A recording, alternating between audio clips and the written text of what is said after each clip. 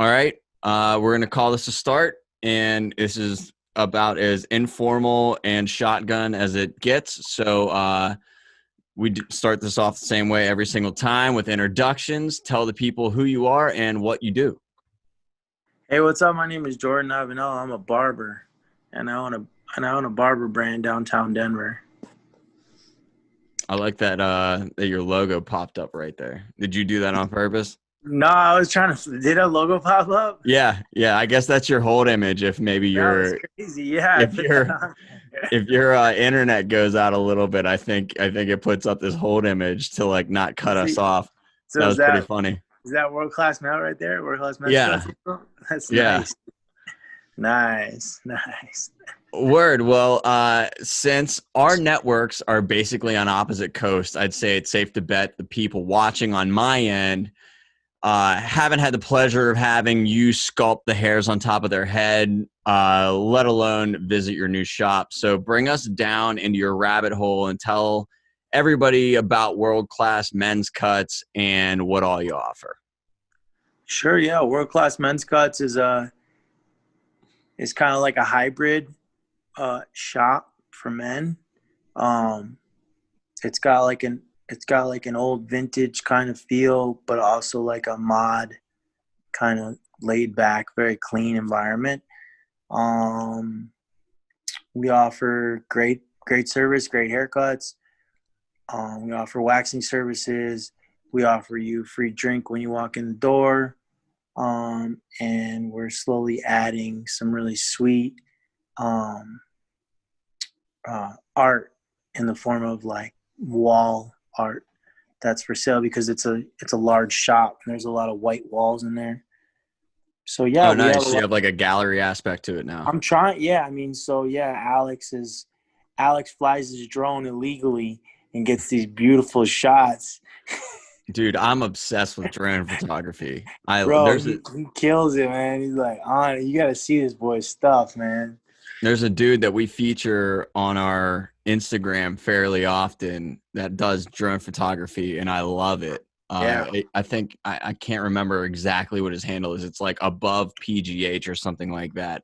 yeah, that's what's But up. it's really cool, man.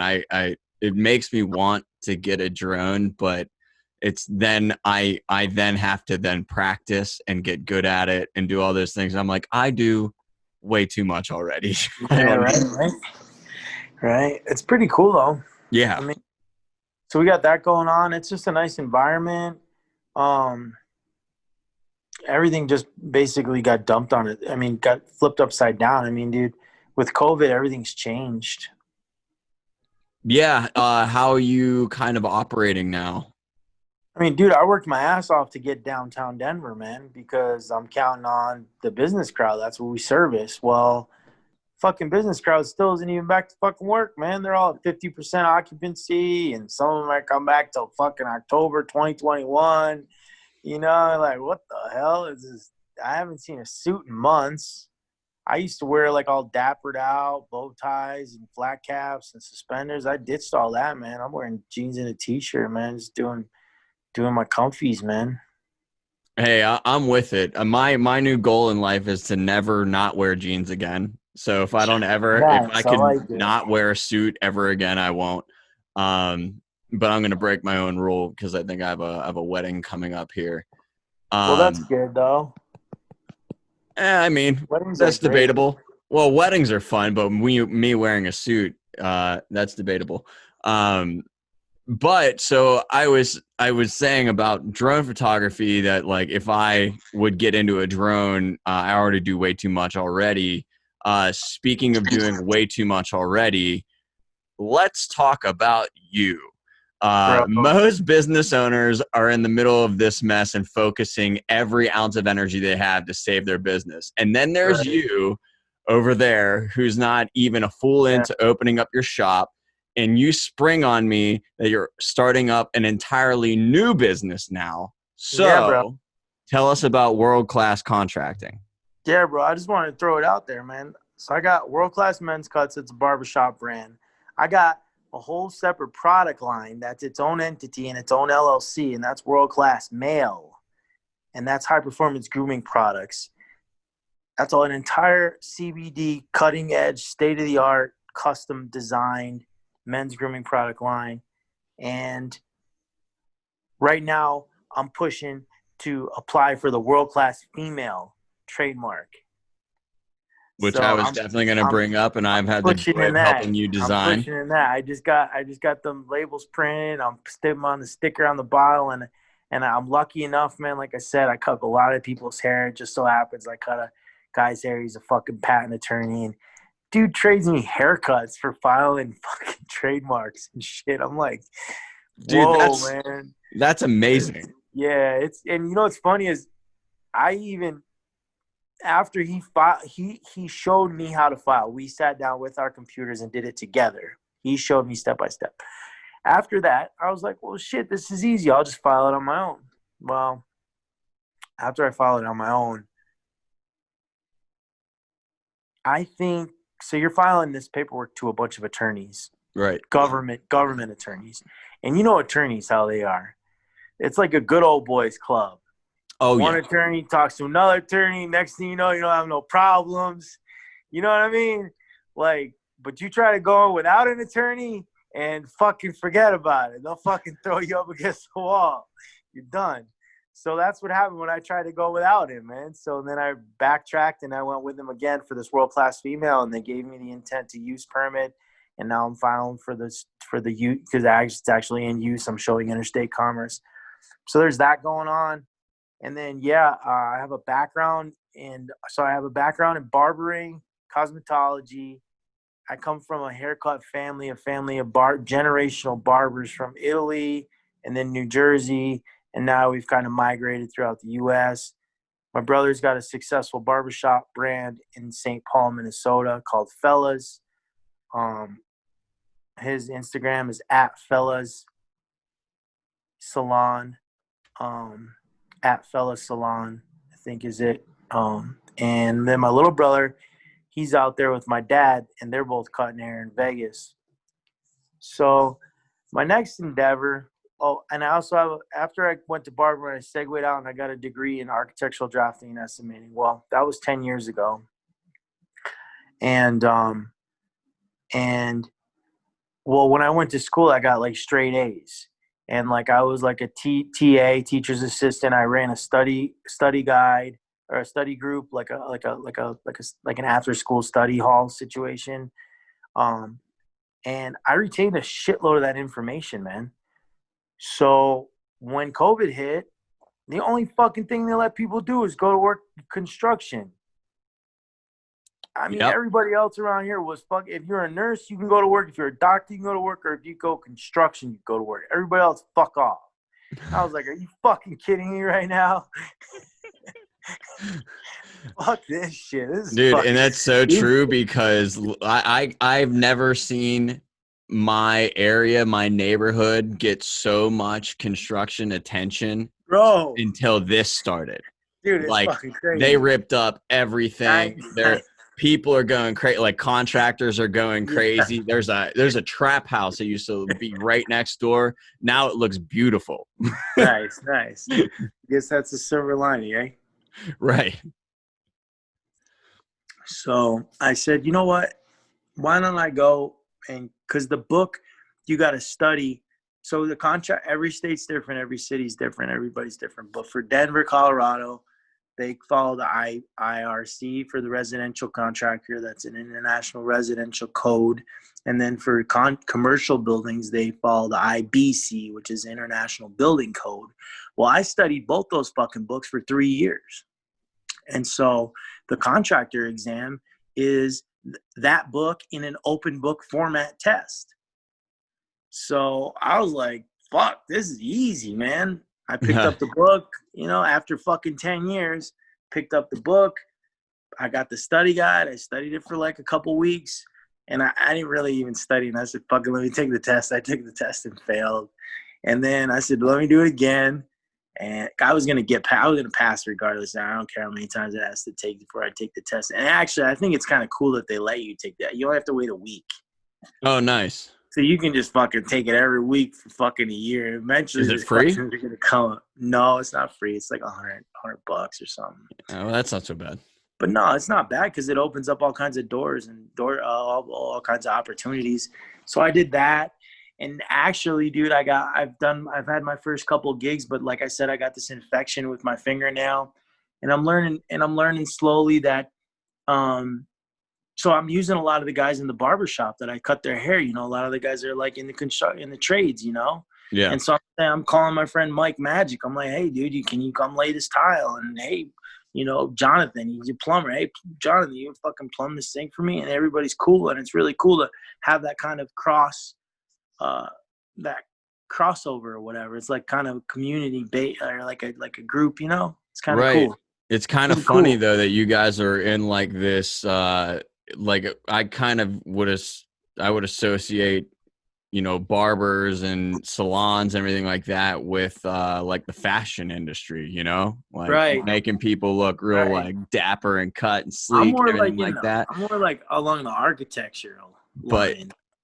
I mean, and that's a whole other way of looking at it, because that is true. I mean, you're sculpting, you know, like Sculpting all day, art and design, man. It's fucking so art. there's a, Me, but dude. I'm yeah, bald that as was fuck. I got a fade, dude. You know what I'm saying? I'm bald as fuck. I'm rocking a fade. Come on, let's get with it. Hey, listen, we'll talk about this after. We don't have to make it a big thing, but I am like my dad and my grandfathers, both of them have they've been thinning up top, and I'm not trying to be like them. So if you have any tips for me, we can talk later. But Yeah, for sure. I definitely want to I mean, I can give you my rundown, man. There's a few things that have come out that are a little better. I got to get the name for you because my friend started using it and actually it worked for him. But the one thing I'm going to say is, you know, Rogaine works good. I would probably use the topical stuff first, and then I would honestly shampooing your hair and letting your hair breathe. You know, like yeah. that. Your scalp. You honestly, bro, your scalp and your hair is like grass. It needs, you know, it needs water, it needs the air, it needs the sunshine. Now, I went bald when I was fucking 20 because I got way too much testosterone in my system, man. Like my T levels are through the roof, bro. Like, so that's why I think I went. Plus, I was under a lot of stress. I'm always been under a lot of stress in my life. If you look back any time in my life, there's always usually these huge periods of transition, of change, personal growth, personal hardship, personal development, all these things. And I'm constantly cycling through any one of those phases at any given time. But for guys who are slowly kind of gradually losing their hair, like each year it gets a little thinner. Yeah. I lost my shit overnight, bro. I think that's me. I think I'm gonna be the slow draw, and then eventually I'm gonna notice one day that it just looks like really, really in a way that's kind of a good thing though, because it gives you time to react. Right. Well, that's kind of the thing. I don't want to react too late. Yeah, well, that's the thing. If you're thinking about it now, it's better to be proactive with this kind of thing. And then it's also one of the things you want to remember is you want to once you start a regimen, you have to continue it. Yeah. So like, just get used to it. Like whatever it is, a shampoo, just buy that shit. Yeah. And just use it. I know a guy, Chip, my friend Chip. He uses that Nioxin shampoo. He says he started using it 20 years ago when his hair was thinning, and he's fucking bought it ever since, and his hair's still good and he's good to go. And that's just a shampoo and a conditioner. Fucking A. Yeah, I love that, man, because you have a great head, man. You have a good I lucked out, I know, man. But I have shaved shaved my head before, and it's not good, man. It's not like I don't have the nice dome. It's not it looks more like an off-roading course. There's like some tabletop jumps. There's a couple berms. Like call that shit Google Maps. It ain't good, man. It's not good, dude. I need this to be where it is. I need it to stay. Right. Stick with 100%. Me, guys. Right. But yeah, the contracting thing though. So you've been getting gigs and stuff like that. Yeah, and I successfully completed my first gig. We went and demoed this little it was basically the same thing. So I gained a lot of respect from my friend Rob. He's an architect, and he just graduated architect school in Colorado. He's a young budding everything you'd expect from a young, budding, like not affluent, but like a very creative, like young architect. And he basically helped me with my shop, and he watched me fucking manage all my construction guys. He watched me get all my shit done and do all my shit myself. And so I basically went and he had the job, and he directed me to the woman, and I went and demoed her spot for her, and I brought some buddies in there. We demoed it out, and then I brought a buddy in and we painted it up. And sure enough, after a couple, I spent probably, I would say, I don't know. It was like 3 weeks. I was there. I wasn't there every day, but like over the course, like 2-3 weeks. But we made like $6,000, man. Like three off, being in and out of there at night and shit for a couple of weeks. So it was a nice little addition. Yeah. So there's good money in it, but now actually it's funny because I started a new page, man. I'm going for my fucking real estate license. God damn, man. When are you gonna stop? I ain't gonna stop, bro. How many plates can you keep spinning? I ain't gonna stop, dude, until I ain't gonna stop until I get to where I'm going, dude. And I don't even know where it's at yet until I get there, dude. There's a part of me that does wonder, like, what now, like, so you tell me that. I know you have the shop. I saw you before the shop. Yeah. I know you have the two product lines. Like, there is a part of me that goes like, what is the fucking end game? Like, do these merge? Can they merge? Like, not really, maybe.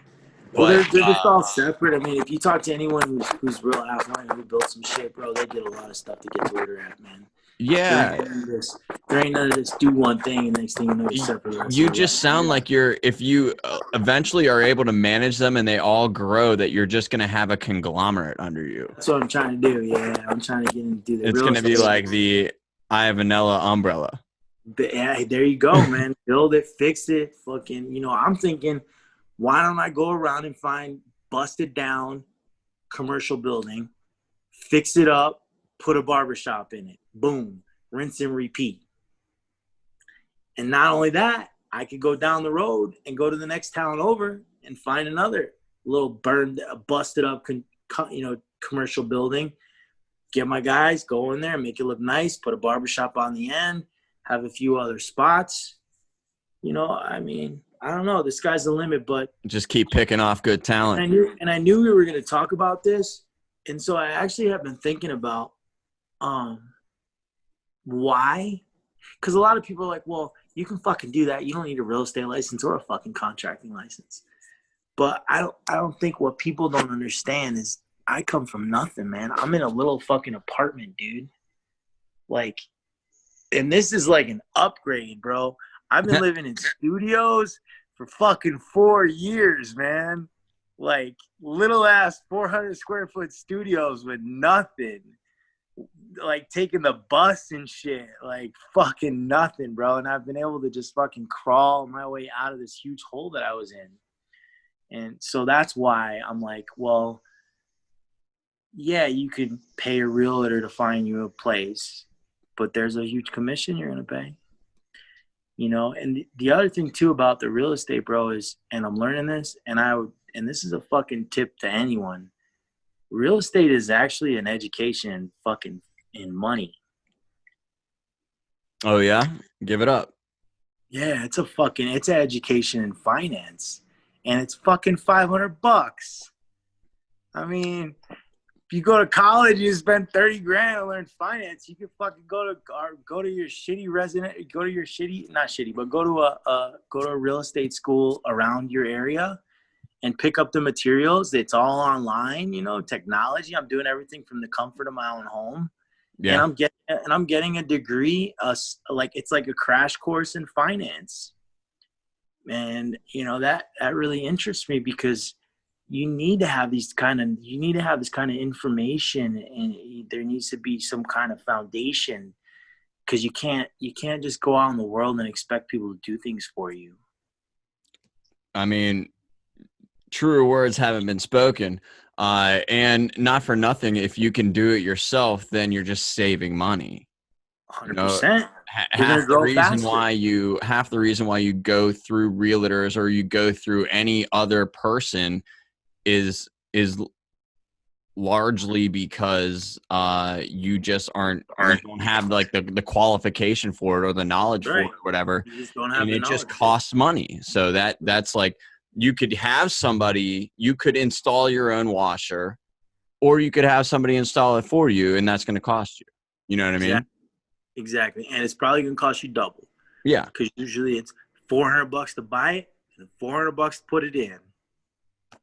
So I'm trying exactly. to get, I had, it's funny we mentioned this too, is because, I mean, I had a crazy life coming up, man. Like I didn't have my dad's a barber, but he didn't really fucking, he didn't really raise me.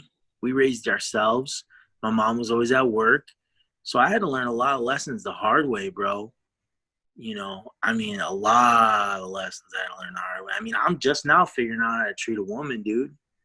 Like, I mean, like, I didn't even know nothing about that. About I how, think our generation has a difficult time with that in yeah, general. just crazy. I mean, it's like, whoa, man.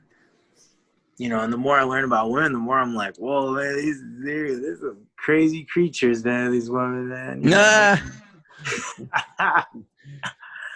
Oh shit! easy on all that. Right? Well, so now I feel like I want to frame this up for everybody, because I'm going to get like into the meat of all of this. And not for nothing, you've kind of gone into a fair amount of it, but we're going to try to put it in order now. Sure, yeah. But so you and I are like the true definition of internet friends. I posted a Yeah. video into a Facebook group, and out of the thousands of people in there, it seemed like you and I connected immediately. Like exactly 1 year later, I come out to Denver to meet you, and I get a haircut, and it was masterful. Thanks, man. Glad you At the liked it. it was great. Actually, I got a lot of compliments. I came home. There you go. There Uh, you go. at the time, you didn't even have your own location yet, but you showed me that you just secured the lease, and you showed me where it was. Yeah. And then that leads me right into where I want to take this, which is, you've done so much with your brand and your offerings in just a few years, that I've known you. Now I find that there's like this entire other side of working with your hands that you do. So I need the full story. Take it back as far as you need to, and tell me all about the entrepreneurial phases you've battled through to bring you to where you are now, with like a killer shop and like launching a contracting company. Yeah. I mean, so okay. So I read a lot, man. I read a lot. So whenever I get stuck in life, I go pick up a book and figure out my way out of it. So right now I'm reading the book "Let My People Go Surfing," and Sounds like my type of book.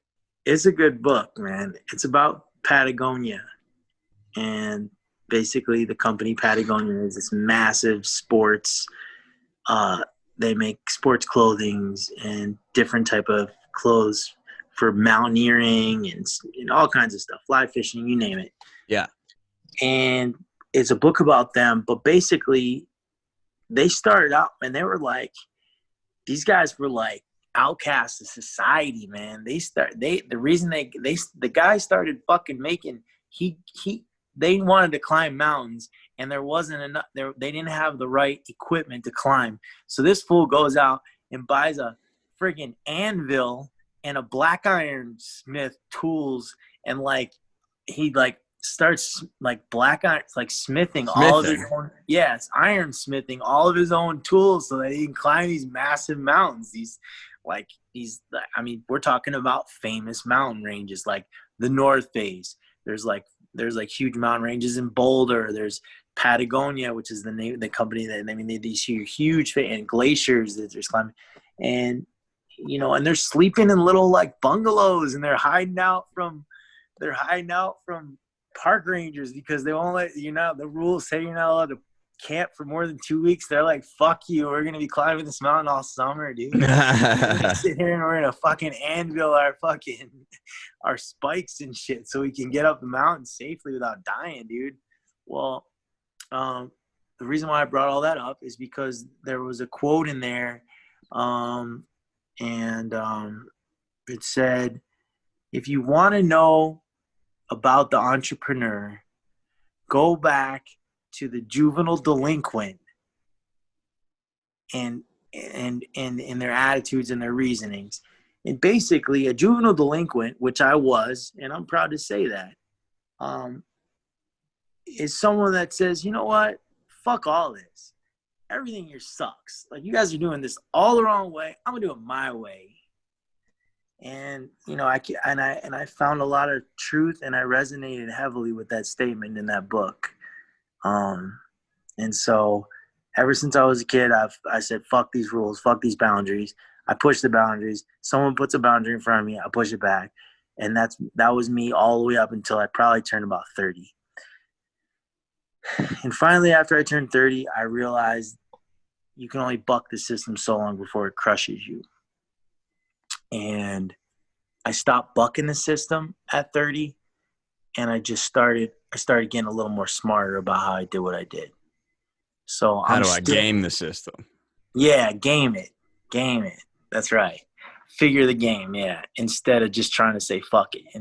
But it was all those years of me bucking the system and doing whatever the fuck. I'm gonna make this clear. I didn't go out in the world and hurt people and shit. Like, I wasn't like criminal, like,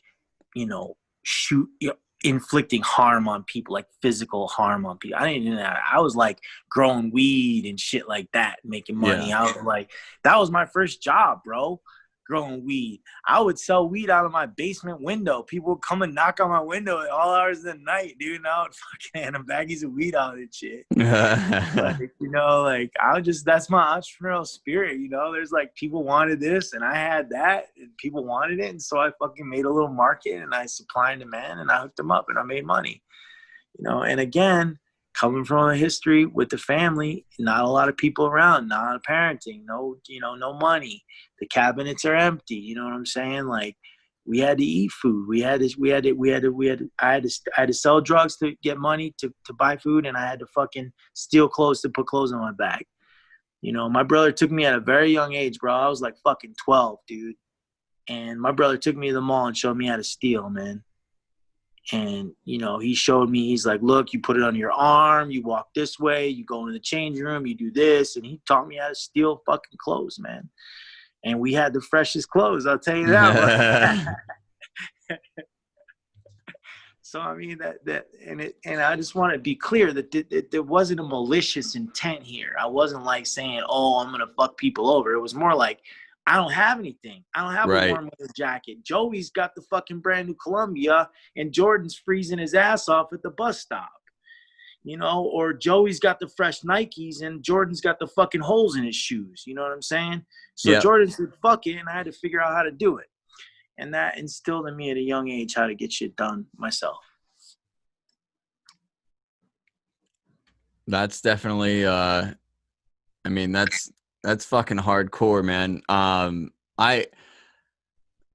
can't say that, like, I didn't have like a difficult upbringing or anything like that, but I know that I was always goddamn frustrated because there was that feeling of like people that I was around had like real stuff and I was getting like Payless shoes, you know what I mean? And that shit bothered me. And there was one year.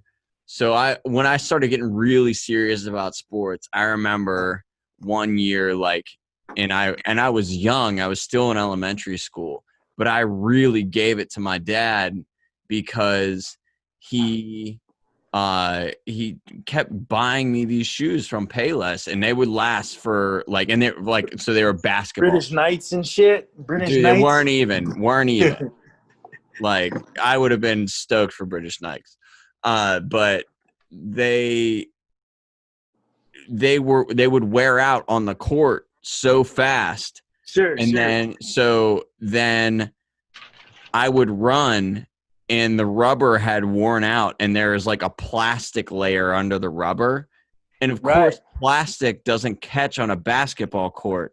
So I would slide like it was like fake ice. Oh shit. You know, so like basketball that takes like a bunch of quick stop and like alternating, and you know, everything is just how quick you can fake somebody out. Sure, sure. Uh Juco. yeah, I can't do any of that. And I'm catching passes and then I literally got called for traveling because I like slid for 3 yards. Oh shit. You know, like I was like really, really going. Couldn't And Juco. I laid into my dad and I was like, listen, like this is ridiculous. Like we're actually, I think at that age, it was the first time, and I never, you know, completely figured it out at that point. But like looking back, I'm now like synthesizing it. That was the first time where I realized like if you buy something of quality, you get something quality out of it. Right. You know, it might cost you a little bit, but it's going to last you longer. Like I Sure. probably bought like 5 or 10 pairs of shoes that season. Right. Right. You know what I mean? Until I bought Yeah. those Nikes that literally said air on the side of them, There you go. There or you go. the like air up tempos or whatever they were called. Uh, Right.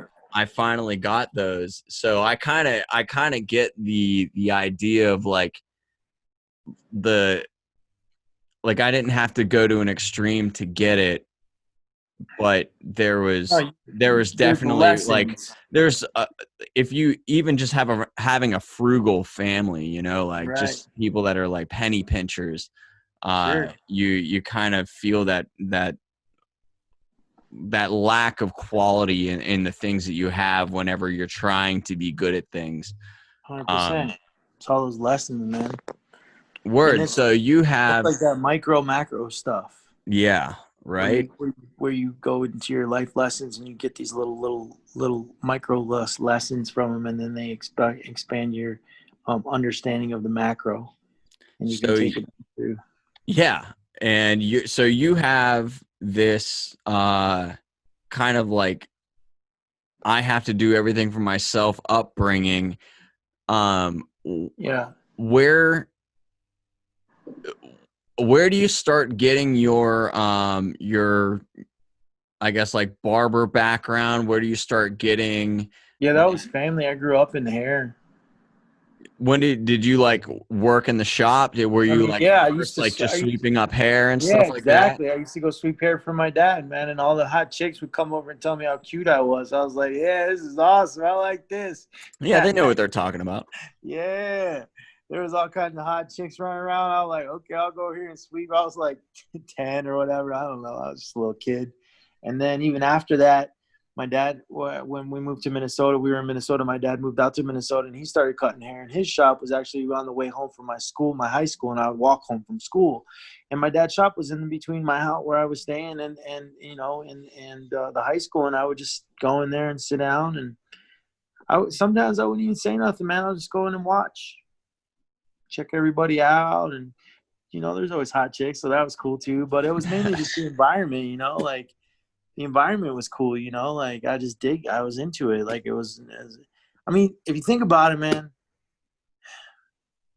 it's a pretty cool industry. There's a lot, like if if you have any ounce of creativity, people who are extremely creative have a really hard time in this world, because most jobs are they need very little creativity. They don't need people like that. They Yeah. want people that are more like not creative, the other type of spectrum, which is cool too. But I'm just saying, I'm a Yeah, the very worker fucking bee. creative person. Yeah, I'm creative as fuck, bro. Like, like I wish my mom would have thrown me a marble piece of marble and a fucking and a chisel in my backyard and told me to have at it. Show me a video of Michelangelo or some shit. I would have probably went ape shit on that marble. But I had no creative outlet when I was a kid. None. And I got in fucking all the trouble a young kid can get into. And then it took me over, and that's what I'm saying. I had to learn the lessons the hard way. I started realizing, hey man, I need to create, I need to release this creative energy. It's a flow. It flows through.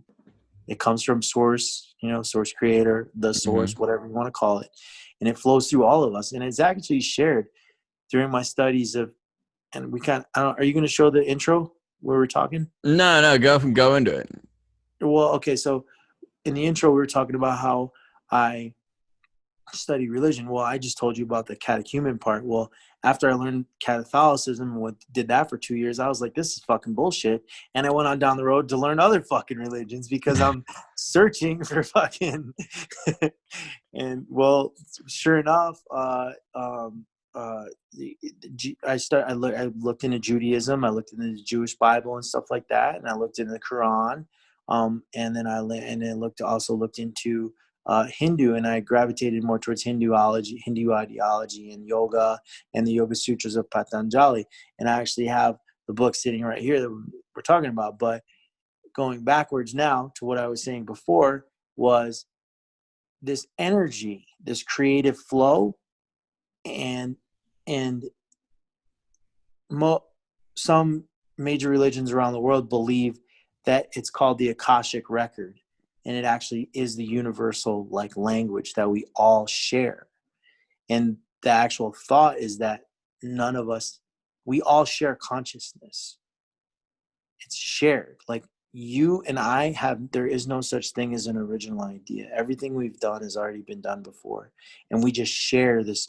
So when this energy comes, it's like energy downloads from the universe.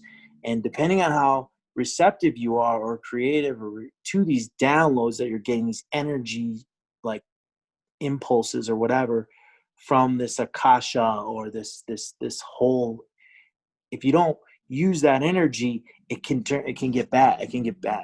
And that's what happened to me. And so I learned over a period of time that like, okay, I need to release this energy. And so and I still to this day, bro, I'm 39 years old. And I just saw a chick that I haven't seen in 25 years. She came out here for her birthday, and she goes, "You are fucking exactly the same." That's cracking up. She's like, "If I didn't know you, I would fucking sit down and be like, are you fucking Jordon Iovinella?" She's like, you're exactly the same. And it's just, I've always had this energy. And that's why I like going to study for my contractor license after I already own a barbershop. To me is like, it's nothing. I'm just like, let's do it. And the other thing, with the real estate, I'm just like, let's do it. Cause I just have this energy and I have this time right now that I can dedicate towards it.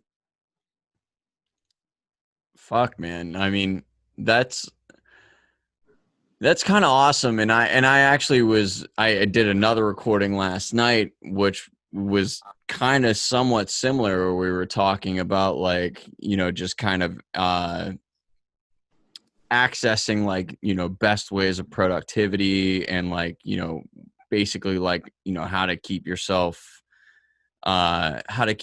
grounded and things like that. And I mean, we didn't get into creativity so much, but I think that you're dead on. And there was a part, I mean, I got in so much trouble whenever I was younger. Like we were talking about, I went to a Catholic school when I was younger, and, it's so regimented. It's only, I mean, it's steps away from being almost military-esque. 100%. The way that they managed us. Yeah. And like, I'm a young boy with just like unbelievable amounts of energy and just like my mind wandering constantly, super imaginative and everything like that. And I just got in endless amounts of trouble. Right. That's really how that manifested itself. Like 100%. They didn't give me a way to like correctly have an outlet. And I've been kind of pushing against what would be like the traditional path for a long time, although I've kind of followed it, but I've done it in my own weird way. Right. I don't know if anybody saw exactly how I did college and how I did grad school. I don't know if they would exactly say that this was the traditional path. Right. Like my grad school, they wanted me to do this like really grand, like a thesis, right? Not even a thesis. They wanted me to do like an internship. They basically wanted me to get like really immersed in a company. And I was like, I don't really think, and at the time, I mean, we're talking around 2010. And I was trying to focus on social media because I saw the value there. I saw what was going on. And that was my whole thing. And so I didn't actually go to any companies. I made one. There you go. And I did it all my own. Yeah. And I had a friend basically be my like CEO. Yeah. And they were the ones that they filled out all my paperwork. So Fuck all the yeah. things that I had to like turn in There you to go. all the things I had to turn back into to like my advisors and everything like that to, Yes, to sir. like show them that I fulfilled all my stuff. I did that instead. I had them Yeah. fill it out, and then we through like this, and it was a production company. We did like concerts and stuff like that. Nice. And through Entertainment business. yeah. I mean, I always had a music background. Like I was in bands and stuff like that growing up and stuff like that. So we did this production company, and that was my focus, was that I was going to, because I wanted to know social media, because I knew that there was something about it that I knew was the future. Yeah. And so I wanted to, they didn't offer anything. There was nothing in the curriculum that offered, Right. whether it was marketing or whether it was multimedia, whatever, all those different aspects that are integrated into social media, that was completely absent from a grad school curriculum. And I was like, Isn't that well, crazy? I know. Yeah, And absolutely. the amount of money you have to pay. Yeah. It's Absurd. fucking highway robbery, man. 100%. Shame. 100%. It's a shame. But yeah, so I kind of used them in this weird unorthodox way to always be using my creative side. Like I tried to never let their path be my path, because I knew their path was cookie cutter. It had no actual, it had no like value. Not that it had no value to me, but it had it didn't have me in mind. Sure. You know what I mean? Sure. Well, I think hearing stories like what you're talking about, and I mean, honestly, we didn't even really get into like the beginning phases of like you actually building your company. Like I got to see I watched a lot of Gary Vee, bro, and I just fucking branded the shit. Like I watched all that shit, dude, and I took pictures, and I had the background in fine art, and I was able to take, dude, you go online right now and look up World Class Men's Cuts. Dude, go on Yelp and look up World Class Men's Cuts in Denver. Go on Google, look up World Class Men's Cuts. Scroll through the pictures. And you'll see, I mean, go to the Instagram page, World Class Male, at World Class Male. Go to the Instagram page, at World Class Men's Cuts. You'll see, like, dude, like, I nerded the fuck out, bro. You talk about spending every moment and every second of your time, like, dude, every minute. I would do haircuts and I would photograph them. And when they would walk out of the shop, I would sit down, and if I had a minute, I would sit there and I would look through my haircuts and study my work, and I would edit the pictures and I would make adjustments. And then when the next guy would come in, I would cut his hair even better, because I got to see through my photography and how the haircuts were actually coming out. Because the way you cut a head of hair and the way you photograph a head of hair are two different things. And, you see all these people, all these barbers on Instagram, they're just taking pictures of their haircuts. Some of them look good, but you can tell the ones who know what the fuck's going on, and the haircuts that look real fucking good and real cleaned up, those people are practicing photography. They're giving a nice haircut, but they're also practicing photography. And so I had to fucking teach myself all that shit too. But thank God we got these little, I'm talking to you right now on a what is it, $1,500 phone, $1,200 phone or something. I mean, we were walking around with laptops, and we got handheld laptops. Yeah, in our pockets. In our pockets. It's crazy, man. I do so much more on my phone than I do my laptop. But yeah, that was, and then I read the book and I'm constantly reading, bro. Like, so, books. One huge book that helped me a ton was called Guerrilla Marketing, and it's written by the guy who coined the phrase guerrilla marketing. Check it out. Read the preface of the book. I'm not going to explain to you all the preface and shit, but it's such a badass book on marketing that the motherfucker's been revised 3 times since it's been written. And it still holds weight to this day, 20 years, because it talks about the theory of the marketing. Right. So Instagram is a platform that's a medium, but the theory can be used on any medium you go to. And that's the thing about technology, is constantly changing. It goes from print, it goes to digital, it goes to this, it goes to that. Well, guerrilla marketing is basically a small business owner's best friend, man. I would highly recommend that book. That helped me a shitload. And even to this day, it's in my bathroom. I read all the time. So again, any wall that I hit, I got a book. And I would reach out and listen and look and learn from other people who got past that barrier. Because that's all life is, man. Anything you want to achieve, man, it's just you, the goal, and the barriers in between, and the blockages in between you and you're achieving that goal. And it couldn't be more simpler than that. And it's just having the ability to fucking get knocked down and stand back up and find a different way around. And, and realizing what's happening and getting educating. I mean, you can never, ever, ever, ever, ever invest too much in your education. I'm constantly learning. And even now I have my shop, I'm still learning. I'm still figuring out ways to make it better, make it work. In fact, that book, and it's the most recent book, it's Let My People Go Surfing. This dude's talking about how he structured fucking Patagonia, man. And he fucking did it by making they blurred the lines between friendship and business. And he brought in people who were fucking, in the beginning, they were climbing buddies. They were friends. Yeah. And then he grew them out. He brought them in and they did this well, and boom, there you go. Do that. And next thing you know, he's surrounded by 20 of his friends, and the fucking company's starting to make money. And well, it didn't make money for a long time, which is another reminder of me too. Like, and so my strategy, and I'll just throw it out there, man. Since I read this book, bro, I give my people the best commission in town because I'm not a greedy fuck. You know what I mean? I'm not trying to take every fucking last red penny off them. I grew up in the hair business. My family cuts hair.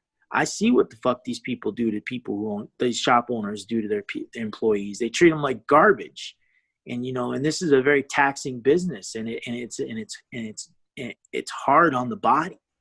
So these people are giving their time, they're using their body, they're destroying their body to make money. Okay. And so how I see it is, I'm going to take, and how Gary Vee says it, I work for my employees. My employees don't work for me. And I've gotten into each one of them, and I'm lucky because it's a smaller 5-chair shop. I subscribe to the micro shop. I don't want a big shops. I'd rather have 5-chair shop, 2 blocks down, another 5-chair shop, 2 blocks down, a 3-chair shop. Okay.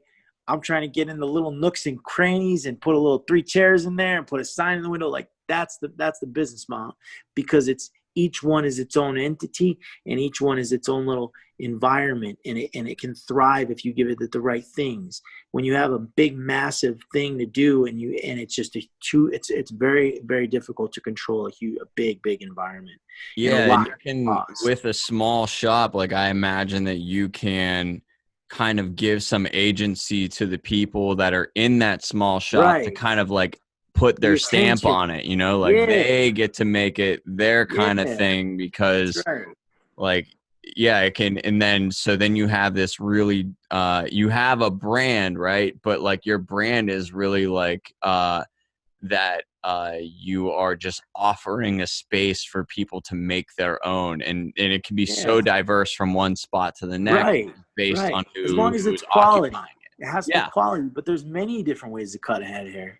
Yeah, but quality, and then obviously like, so people when they do psychedelics, like they say set and setting, you know, Sure, like you need sure. set and setting to have like a Yeah, good experience or whatever. yeah, Why is that any different from a haircut?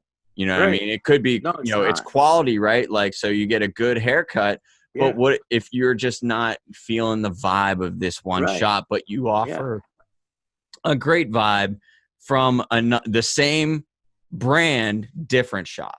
yeah, exactly, dude. And so, leading back to that book, how I'm going to grow this company is I want. I'm looking for potential people who want to be owners.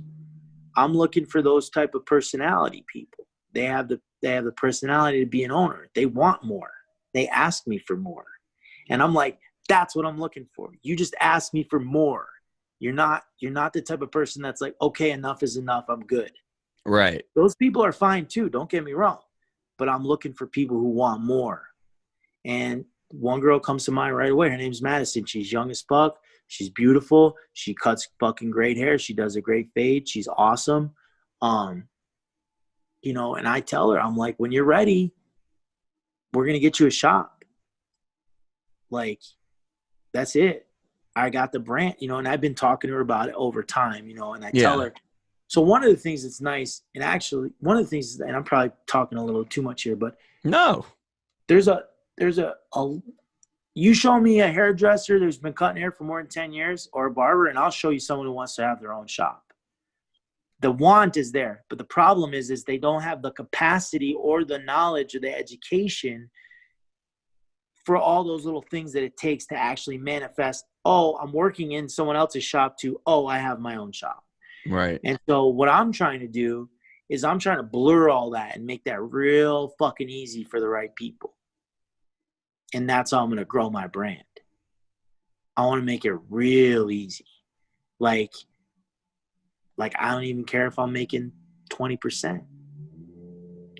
Because if I have 500 of those with 500 of my friends and they're all kicking ass and they're supporting their families, and in turn they have people working for them and they're supporting their families, and I'm getting a little 10, 20, 30%, whatever. I don't care.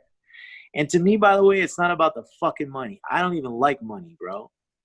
I like the game. The game, dude. It's like, for me, I see the competitors, Floyd's, which is a competitor out here in the West Coast and in Denver. They fucking suck. They shit on my industry. Okay? It's a bunch of brothers who never fucking touched a head of hair in their life. They got all these people working for them, and they think they know what the fuck's going on. They don't know what's going on. They just had a lot of money, and they were able to get behind this fucking brand and roll out all these shops. But the bottom line is they suck. And they put a bad name on my business, on the industry that I'm in. I have a higher standard. See, I see barbering and haircuts as it's a very, like, we're pillars of the community, man. Like, Yeah. yeah. It's like it's a craft. It's an art. It's a noble pursuit because it's like it's cathartic for people who go, like, for them to then go get a great haircut, look at themselves in the mirror and feel better about themselves. Like, 100%. there's so many layers to, and then there's the personal like, connection between you and your barber. and that's a whole other thing that I don't think you even brought up. And whenever you were saying, like, they put in their time, they're like destroying their body. They're actually exhausting their mental capacity because they're talking to people all day. They're hearing people's problems. They're conversing. They're trying to cut some soul comfort. Give them the best. Hook them up. Make them feel good. I got fucking $20,000 worth of lighting in that motherfucker, and I'll let them cut hair, and I say, okay, can you see it good now? And I'll go up on a ladder and fucking adjust the lights, because I worked in a dingy ass fucking shop. I couldn't see nothing for fucking 5 years. It sucked. And so when I got the opportunity to build my shop, I was like, everybody's getting like 5 lights, and they're all fucking adjustable. You know what I'm saying? Like, that's the shit. And so, I really don't like Floyd's, man. I really don't like how they, first of all, they get young kids out of school who need to be nurtured in their career. They need to be nurtured. They should be assisting or doing some type of program where they can learn. And instead, they're just throwing them on the floor, making them cut customers' hair. Not only that, they take the young people out of school that don't know, and then they make them cut hair on a half hour. It took me years to learn how to do a good haircut on a half hour. It's very hard, and I struggle to this day to cut people's hair on a half hour time clock, okay? So that's why if you walk into these shops, they don't even fucking look at you. They could give two fucks about who you are, what your name is, and they drag you over to their chair and give you a fucking half-rate haircut. And that's because they're not getting paid. They don't pay them. They make them rush, and they get inexperienced people, and there's no type of program to help them out and to nurture these people. They just shit on them. They use them like Kleenex and throw them away, just like all these other fucking corporations. Like, it's the same thing in all these other ones. But for my industry, these are people in the barbering and the haircut industry, and I look at it as very personal. It's an industry that I'm in, and I'm proud to be in that industry. And I feel like these people put a stain on us and make us. And when these guys walk in after they've been going to Floyd's for fucking 5 years, they come into our shop and they're like, "Holy shit!" You know, they're like, "What the fuck?" And we're like, "Yeah, bro, this is how it should be, dude. Yeah, you should get a beer. Yeah, if we're running 5 minutes late or 10, 20 minutes late, we're gonna take $10 off your haircut." You know, yeah, if you've been coming in a long time, here's a fucking free product. Try it out. You know what I mean? Like, we take care of people, you know, and we take care of the people that work for us and everything. And so, you know, and that's how I want to try to take down Floyd's. I don't like them. I think I want to open a World Class Benz Cuts next to every single Floyd's there's out there, man, and put them out of business. That reminds me of like the newest season of Curb Your Enthusiasm, where he opens up the Spite coffee shop next to the dude that won't let him come in anymore. That's right. Yeah. That's just you. Like but that. I like your version better because it's like noble, because you care. So I've been talking, one of my really good friends, like a new really good friend, she's in the cannabis industry, and of course, you know, PA is only medically legal. So like it's pretty tight and it's rough. But because of the restrictions and the obstacles that you need to like hurdle to get into the industry, it seems like only like big dollar businesses for the most part are really able to like get in there, and a couple other you know, grassroots type of companies are able to get in there. But Right. I was like, hey, like what's the landscape like for, you know, nefarious people in the industry? Because I mean, and not to say that like a haircut is gonna ever go like be illegal or anything like that, but like for her, I was like, hey, like what's the deal with like nefarious companies that like aren't actually enthusiastic about the actual like about cannabis and like about wellness and all the things that they're selling, but they're really only looking at it as a profit opportunity. I was like, is that pretty prevalent? And she was like, it's the biggest obstacle, because once they become terrible with their customer service and everything like that, it just shines negative light on the entire industry. Right. And then the people that really care about the industry have to deal with it. They're the people that have to dismantle that stigma, because negative vibe carries so much faster than positive. Sure. Unfortunately. So but I love that like you're kind of this you have like this superhero mindset of like, I'm gonna put these dudes out of business and like show people how they should be, like how they deserve to be treated. Yeah, exactly, man. Exactly. People deserve to be treated with respect, man. We could all use a little, you know, I mean, think of the world we're living in, dude. It's rough out there, man. Yeah, especially right now for sure. It's just there's like where do you start, you know? Yeah, no shit. You know what I mean? Crazy, man. Crazy days, man. With with us talking about this, I'm fascinated by motivation, but it seems like, at least in like the hairstyling and like giving a good cut and just the industry of like servicing people correctly, with hairstyling and whatnot, your motivation seems to come from like a purity of the craft, because your family is Yeah. that, and you've been Right. raised in it, and it's kind of like, Italians who are like so Yeah. pure It's about their cooking. hospitable. You treat people the way you want to be treated. All And that. yeah, The so cooking, all of it. Yeah. The life, the your clothing. your I motivation though, yeah. but I'm curious, that seems to be pretty right in line with you being able to have a your family background is in like styling and everything, that haircuts and whatnot. Yeah. What do you attribute your motivation to constantly have an idea and bring it to fruition? So I'm what you call a manifester. I just have that ability to manifest things. I think things in my mind and then I work towards the end and whatever it takes. I don't really know any other answer to it than that. People have told me before, and I didn't even know I had any of these gifts, man. And people were like, and I've had people tell me it's mainly girls, with the crystals and all that.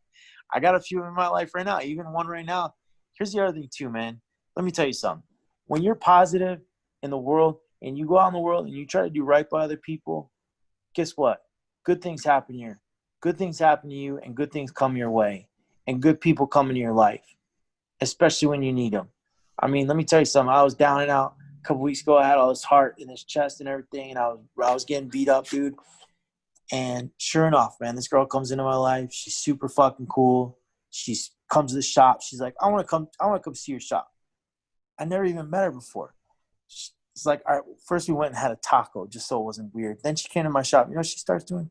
Cleaning everything, immaculate, doing the floors, the windows, taking a towel. I'm taking your towels home, And it's just like, that's the kind of energy, like, and she even said it. She's like, you manifested me here, didn't you? You needed someone to help. And I was like, oh my God, yes. Because I had been doing this all on my own. I thought the girl I was with was going to like jump right in and like be excited about my business. Well, she wasn't. She actually she won't say it that she looks at my business as a threat to our relationship, but that's how it feels. It feels like she's threatened by my shop because my shop takes more time away from her because I have to spend time on my shop. But this girl comes in, and again, she's like, she used the word. She's like, you manifested me, didn't you? And I was like, hell yeah.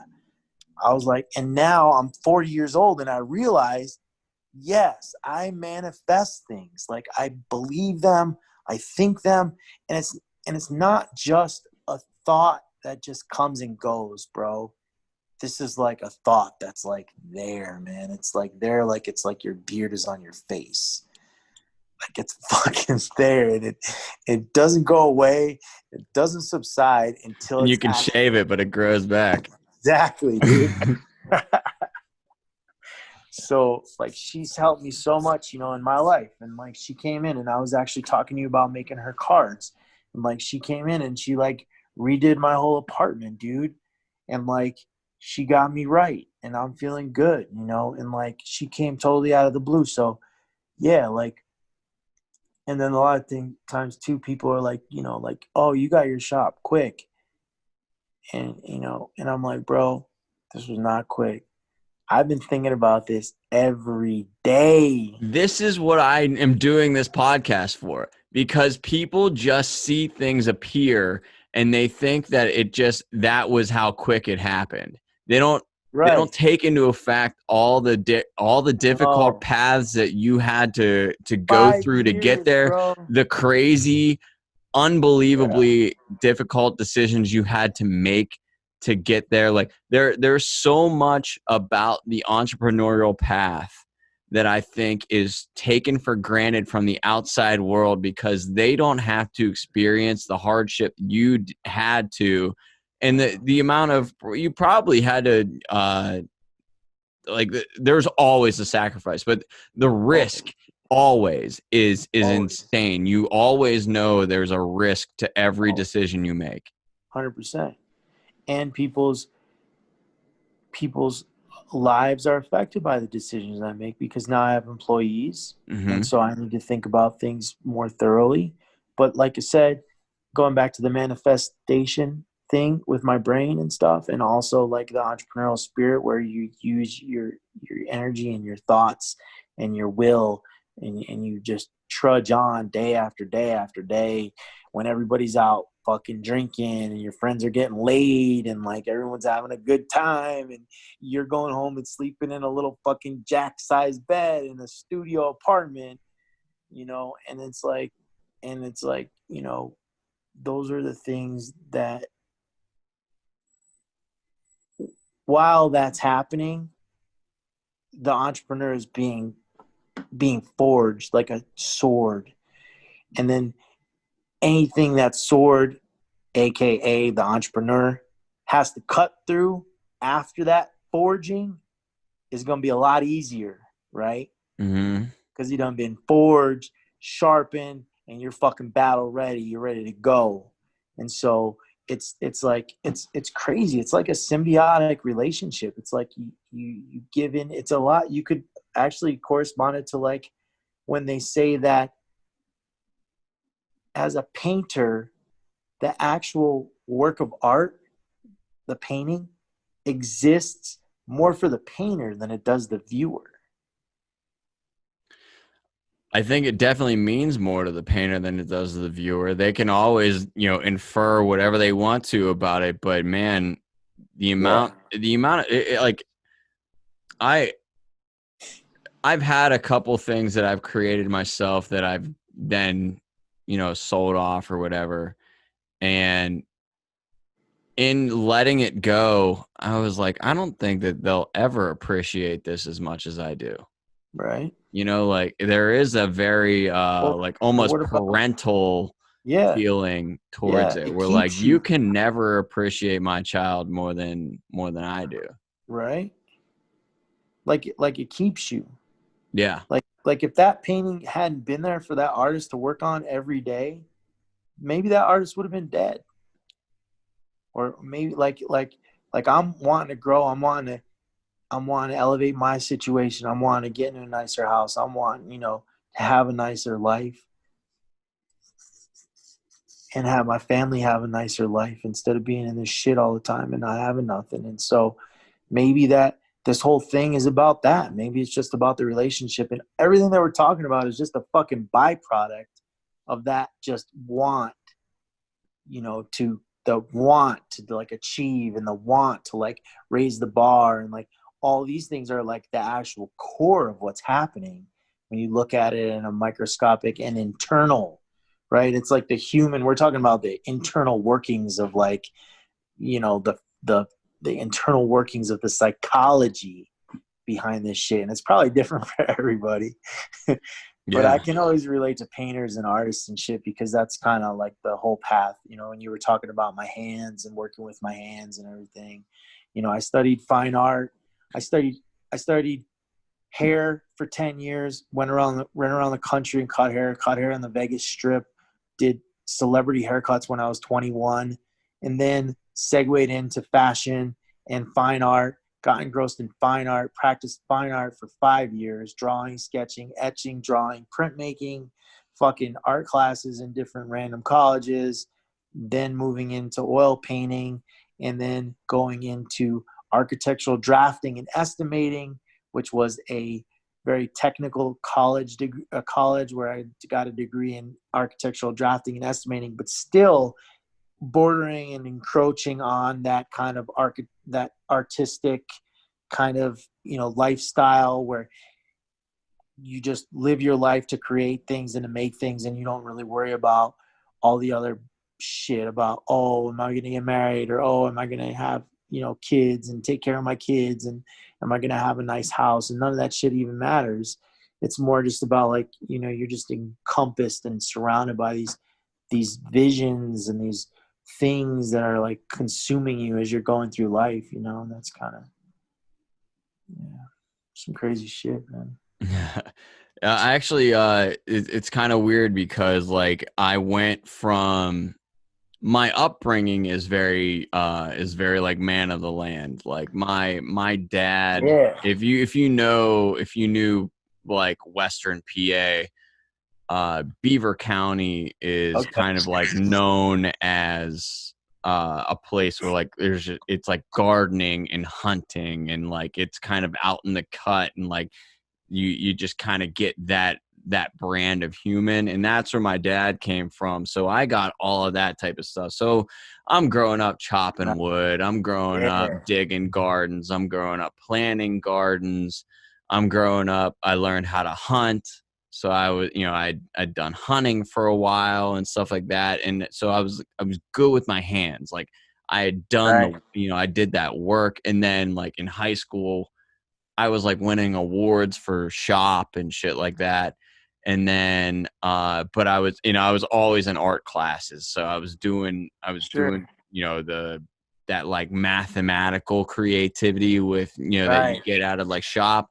And then I was doing like creativity with like actual, paper and, colored pencils and pastels and all the Yeah. paints, whatever you can get your fucking hands on, charcoals, all the things. Sure. And Sure. then move into college, and I think I just kind of progressed with whatever the avenue was, because obviously I'm just so inundated with tech now. Like I'm so inundated, but Yeah. my minor was studio art. So I mean, Yeah. Okay. Yeah. I was sitting in a room, and we were in like a semicircle around like a naked model who I just had 100%. to. And I mean, Yeah.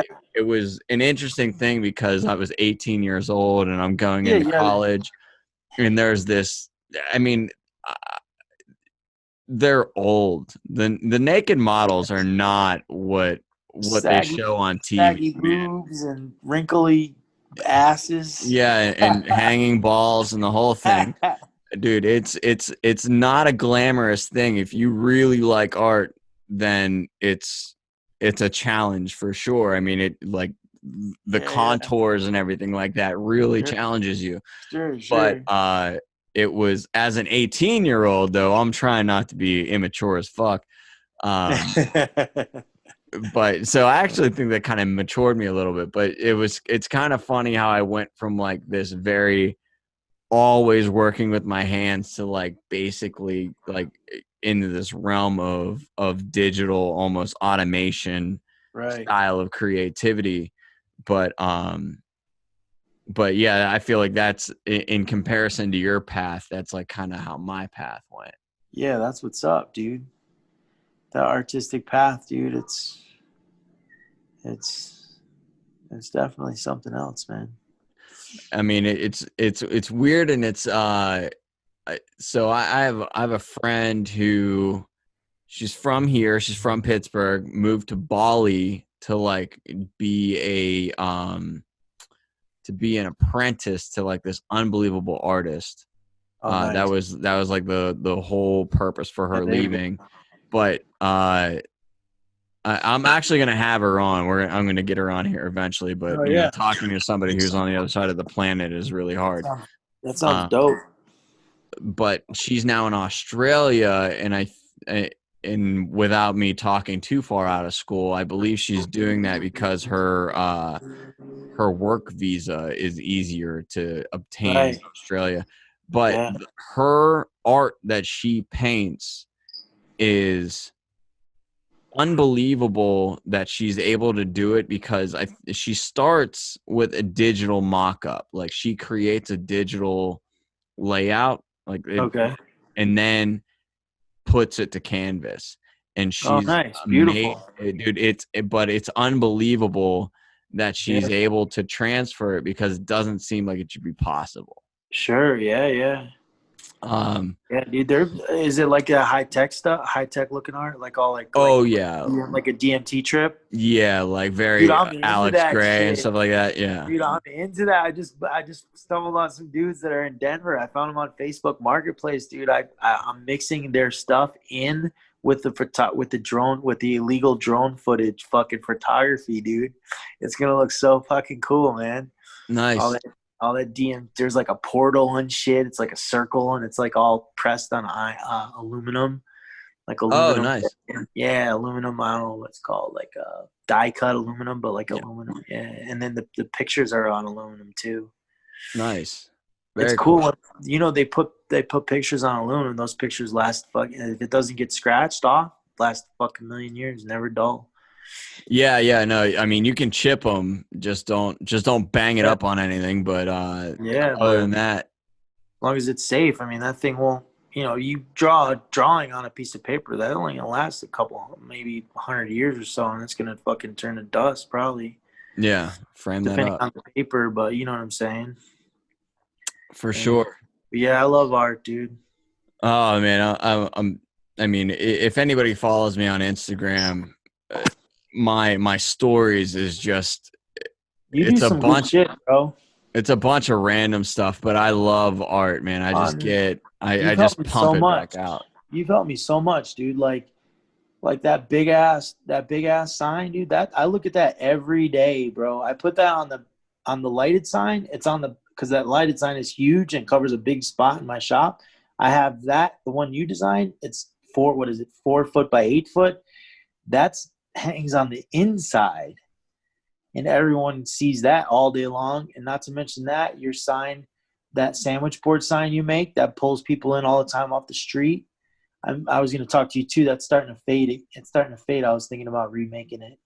We Um, can we can print you some new but ones. yeah, like those cards, man, dude, everything. Like you've helped me a lot, man. You've helped me.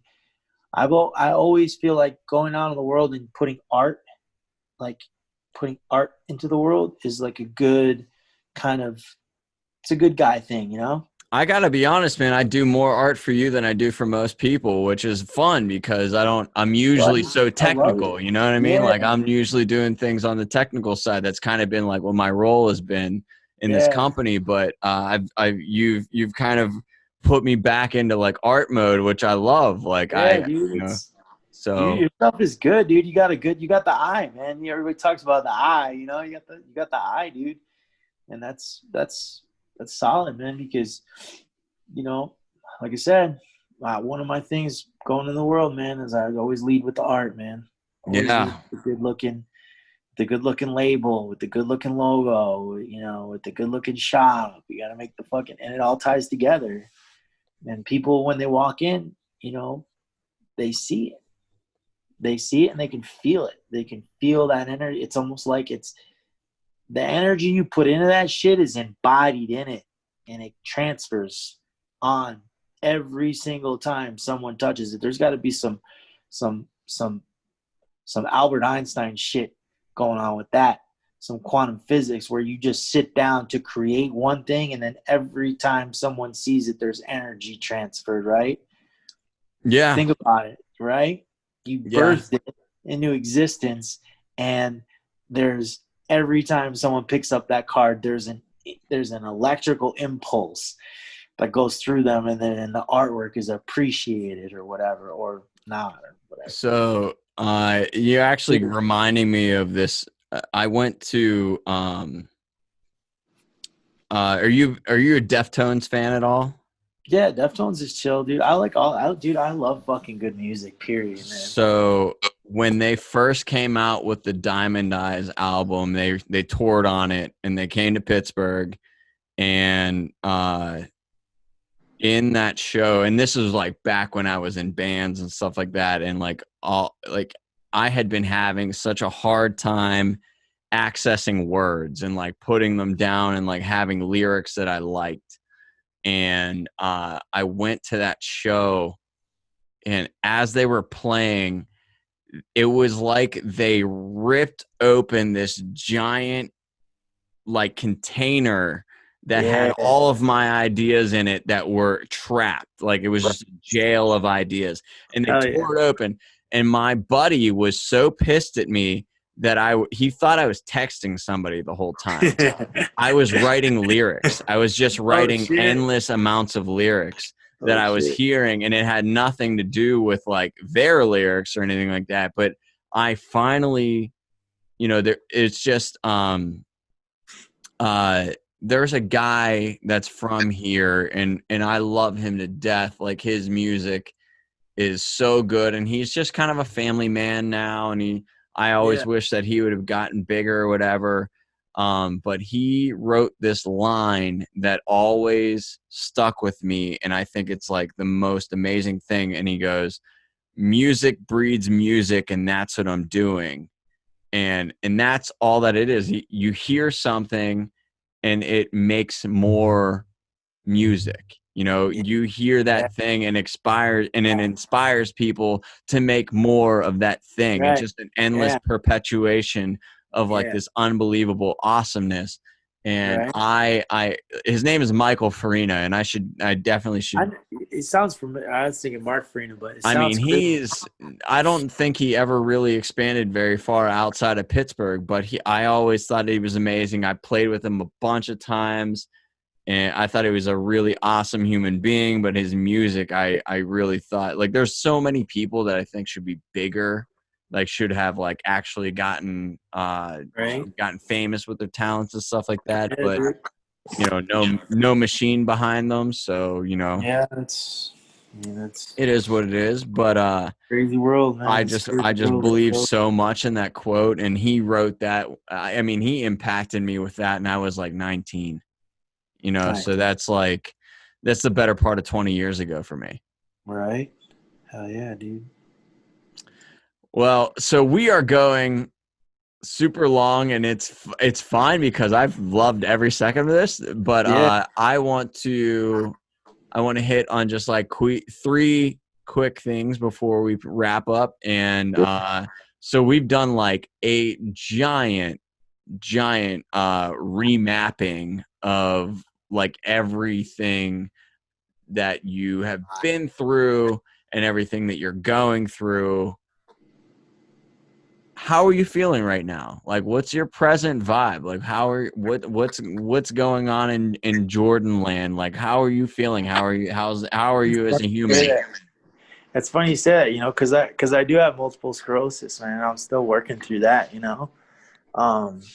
But I mean, I'm trying not to feel overwhelmed. Hold on one second. I gotta blow my nose, man. This smoke out here is terrible, man. Yeah. Sorry. I had to do it, man. Hey, I think everybody needs to see that, because that's real. That the fact that you guys have those fires and stuff out there, I think people just need to acknowledge that shit's real. I can't breathe, man. It's dude, it's something else, man. I mean, Well, not that they think that the fires are fake, but the struggle that people are dealing with because of them. bro, my girlfriend asthma's acting up. Everybody's feeling shitty, dude, and lethargic, and I don't even know, man. It's hard to catch a breath. But I mean, considering the fact that I just had like a small heart attack and I had an infection in my bloodstream, dude. I mean, I'm feeling like a champ, bro. I mean, I'm like, like I had that infection and it was fucking with my heart, and people are like, you didn't go to the doctor? And I was like, well, I figured it out. I figured out what it was, and I'm taking care of myself. And I don't like, for me, like life isn't like, I stopped holding on to this like vision or this like I don't hold myself to this ideal. I don't know what my future holds. I don't know if I'm gonna be dead tomorrow, but I'll know that every day I'm so in the moment that I just take every fucking day and I just live it, and I fucking put 900% into each and every day. And for most people, let me tell you something, man. For most people, it's fucking exhausting to even watch. Dude, it's exhausting for me, and we're like only texting. Yeah. I know, dude. It's like nuts, but I love it. Like I love that shit. Like that to me is me living my full life. You know what I'm saying? And I'm about it. And I don't know where I'm gonna head, and I don't know what it's gonna end up to be, but I hope it's gonna be beautiful. I mean, and I'm gonna try to put everything in my power as I'm working through my steps and through these little micro goals and these little milestones, and I'm trying to just put everything good I can into it. And I'm taking care of myself. Today I went, I stand on my feet all day. I had to get a pedicure because my feet were fucking getting fucked up, and I'm like, man, I better get a pedicure. And I got that, and they're all cleaned up. And then I got a massage, man. The Asian massage places, they're inexpensive, like $60 for an hour. So I'll do that. And I can't speak enough about self-care. You know, People say, "Oh, I want to do all these things." Well, bro, you better make sure you're not fucking out there drinking and smoking weed and doing cocaine all night long and then expecting to get up and hit home runs all day in business, because that shit don't work that way. Right. It's one or the other. And so, but I'm okay with that. I'm, like I said, me and you were both getting up there. I'm pretty close to 40. I'll be turning 40 in January. And I enjoy the dedication, and I enjoy the self care. So like I'm juicing. Today was beet day. Tomorrow I'm gonna do the celery all day, and I make a big thing of juice and I drink it all day long. And I go see healers and went and saw a shaman in Boulder, and she kind of helps me direct my life force and my energies. And I also talk to a psychic, and this psychic is badass, bro. She had a radio talk show in LA for like fucking 10 years, and she can tell you over the phone, bro, like everything about your Not life. Miss Cleo, is it? Yeah, it is. Oh, no way. Yeah. Really? Yeah. That's funny. Yeah. So like I use that kind of stuff, and I just try to do the best I can and take care of myself. And I try to bring as much of these good deities and entities. I mean, I'm covered in this whole tattoo. Is like, I don't know if you can see it, but this whole fucking tattoo is like Oh, we can see it. It's a fucking Hindu prayer card, bro. From like 17 or whenever, 15, 1200. I don't know when it's from, but I just found it, and my tattoo artist really liked it, and he was like, let's do that. And so like I just believe in like that kind of stuff, man. I believe in like keeping as much of it around me as possible and just gravitating towards it and letting it kind of like lead the direction where my life's going to go, because you can control a lot of things, but you can't control everything. Yeah. I mean, that's a perfect way to state it. Like you can be a control freak, but that will turn on you when you realize how little control you actually have. For sure. So yeah, that's real as fuck. Get down in that micro. Just get down on that micro level and just. But don't the Japanese, don't they have a thing saying where they like basically, if you do anything, even if you wash a dish, like there's lessons being learned as you're like washing the dish like immaculately, as opposed to like just saying, oh fuck this dish, and wiping it off and throwing it all half-assed back in the cabinet all half dirty. I mean, I'm sure there is, because You know they what I mean? have Like, so hardcore dude, they're disciplinary insane. lessons. Dude, their culture is amazing. But I forget what the actual phrase was. It's something along the lines of, you shouldn't worry about the things you can't touch. Meaning, like, if you haven't dealt with the things in your near scope, there's no way that you can make a bigger impact outside of it, because your shit isn't in order here. Like, so, Right. so if, like, even if it's just like your family or your friends or or just like your house being in order or whatever, like whatever it is, like Yeah. you can, if you make that better and you put that into the world, imagine if everybody does the same, right? So they Right. all have all the things that they can touch, Right. and everybody works in such a micro level that together in a macro sense, they've created so much good, and it's not even coordinated, but it seems Right. like it is So because everybody just has their shit together. everybody's on that level. Yeah. Everybody's on that level, rising up. So in India, they call it dharma. And dharma is basically like duty and destiny mixed together, interwoven in our language. But basically what they say is everyone has a dharma. And that's basically like your calling. And when you find your calling for the greater good, you've found your dharma. And you operate and you live like your life and you function in that dharma. And if everyone as a society finds their dharma and functions in it, then the whole society as a whole will be uplifted. And it's that I just love that kind of stuff, man. Yeah, And like the rising tides lifts all boats type all of a boats, yeah, everybody should come up, man. I mean, bro, the fact that people think that there's scarcity on this planet and that our planet isn't big enough to take care of all of its inhabitants, including animals, is the biggest fucking joke of my life, man, because there's so much abundance. Bro, we have all the tools, all the technology. It's all at our fingertips right now to make heaven on earth, to balance everything. But the powers who are the people with the money and the people who are in power, the last thing they want is for us to use their technologies and to make our world better and to turn this place into heaven on earth. In fact, what they're doing is the exact opposite. They're working very hard to make hell on earth, in my opinion. And they're doing a pretty good job of it. But nah, man, listen, I'm not gonna like dive into a giant political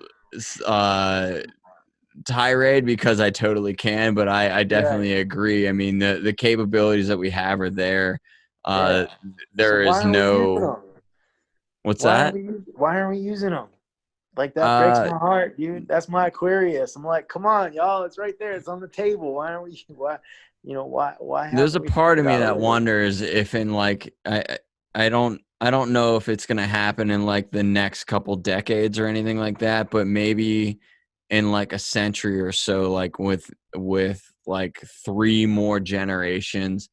I just don't think that technology eventually is not going to let people stay separated the way that Right. governments are trying to do right now. Like if you think about it, like I I I graduated from grad school in 2010. So my degree that was like somewhat social media based, but it wasn't Sure. even a part of the curriculum, is only 10 Yeah. years old.